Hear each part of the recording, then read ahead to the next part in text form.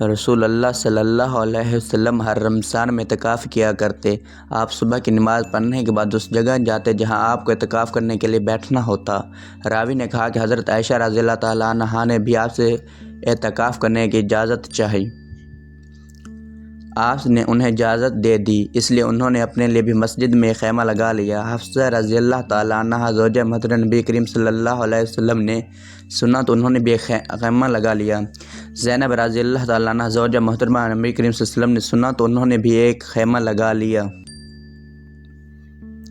صبح کو جب آن حضرت صلی اللہ علیہ وسلم نماز پڑھ کر لوٹے تو 4 خیمے نظر پڑے۔ آپ صلی اللہ علیہ وسلم نے دریافت فرمایا یہ کیا ہے؟ آپ صلی اللہ علیہ وسلم کو حقیقت حال کی اطلاع دی گئی۔ آپ صلی اللہ علیہ وسلم نے فرمایا انہوں نے ثواب کی نیت سے یہ نہیں کیا بلکہ صرف ایک دوسرے کی ریس سے یہ کیا ہے، انہیں اکھاڑ دو۔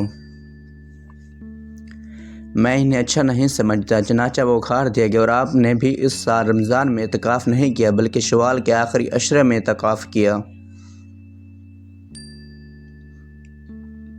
رسول اللہ صلی اللہ علیہ وسلم ہر سال رمضان میں 10 دن کا اعتکاف کیا کرتے تھے، لیکن جس سال آپ صلی اللہ علیہ وسلم کا انتقال ہوا اس سال آپ نے 20 دن کا اعتکاف کیا تھا۔ عمر رضی اللہ تعالی عنہ نے نبی کریم صلی اللہ علیہ وسلم سے عرض کیا کہ میں نے جاہلیت میں یہ نظر مانی تھی کہ میں مسجد حرام میں ایک رات کا اعتکاف کروں گا۔ آپ صلی اللہ علیہ وسلم نے فرمایا کہ اپنی نظر پوری کرو۔ نبی کریم صلی اللہ علیہ وسلم اپنی وفات تک برابر رمضان کے آخری عشرے میں اعتکاف کرتے رہے، اور آپ صلی اللہ علیہ وسلم کے بعد آپ صلی اللہ علیہ وسلم کے ازواج مطہرات اعتکاف کرتی رہیں۔ رسول اللہ صلی اللہ علیہ وسلم نے فرمایا شب قدر کو رمضان کے آخری عشرے کی طاق راتوں میں ڈھونڈو۔